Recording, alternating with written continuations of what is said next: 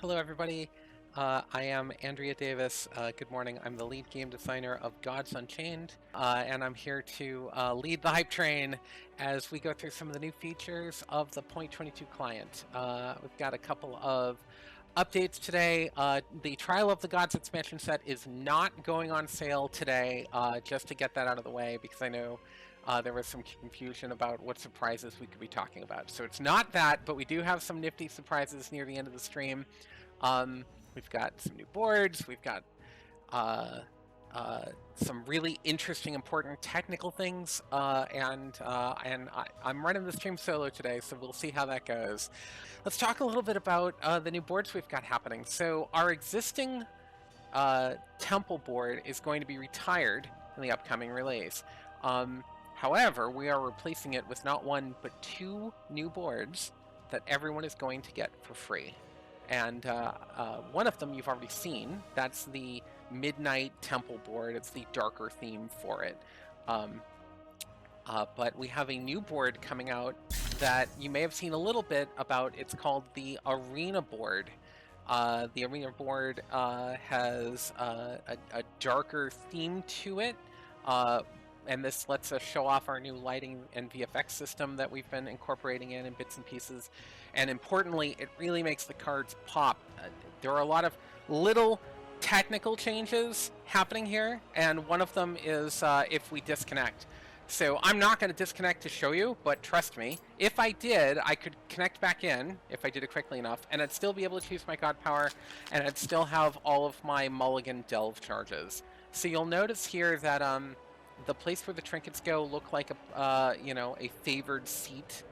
You know, you could picture whatever you'd like there, and when there's nothing there, it's not quite as big and jarring as the temple board with the huge little circle. So here, this is our new timer bar, and you can see the river, and you can see it's got a new VFX into it. Our entire VFX team has been doing a great job. You can even see here when the arrow is actually hiding a little bit behind in the board, how this little spire here kind of sticks up over it. There are a few parts of the board design that I also want to point out. So the trinket, like I said, the trinket placement, it's not quite as in your face, but if there were a trinket here, you'd see it nice. My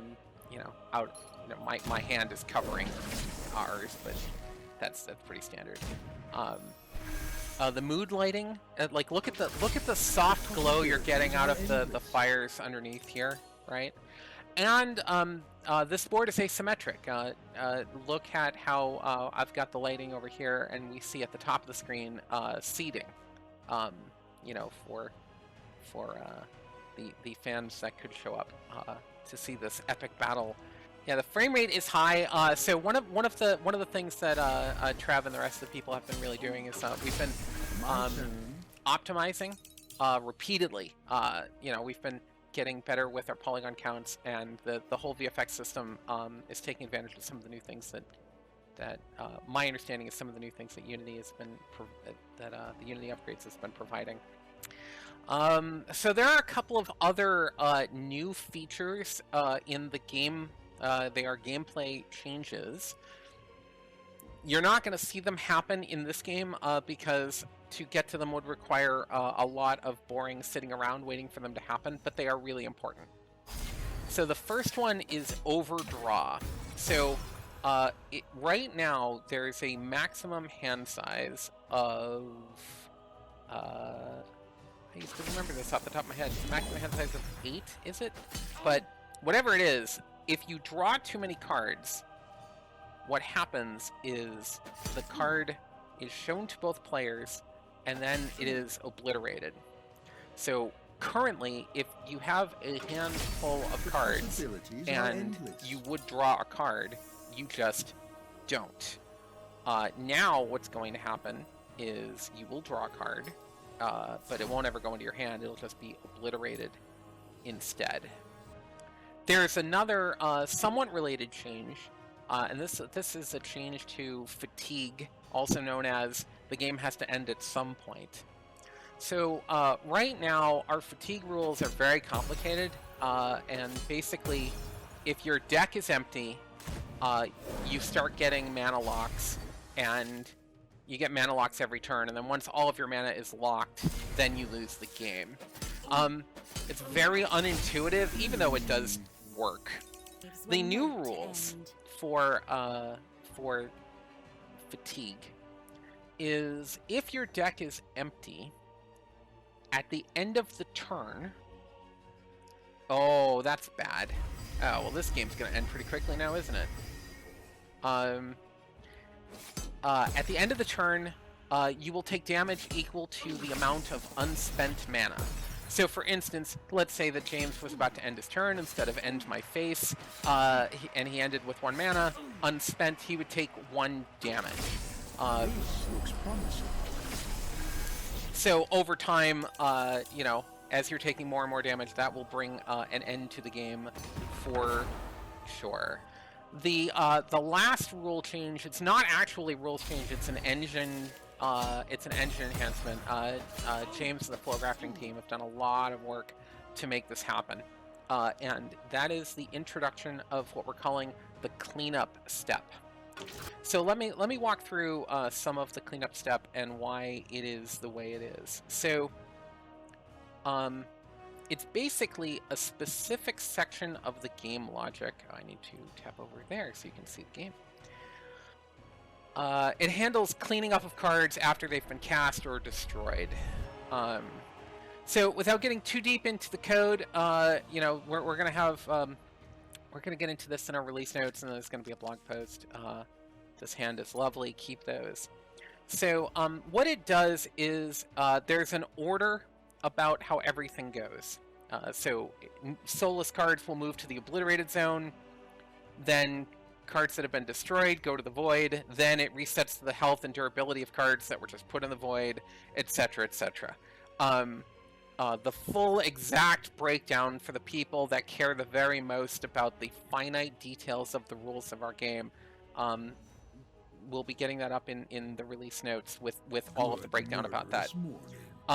Good luck. There is one really important change that matters for everybody that plays, not just for the people that care about the hardcore nitpicky details. And that is what happens if the game would end in a tie. So right now, it's very difficult, but it is actually possible for both gods to be reduced to 0 health at the same time. And how that is handled currently is not quite random, but it doesn't make any sense unless you know a lot of things that you shouldn't have to worry about. So it's close enough to random that we've decided to change it.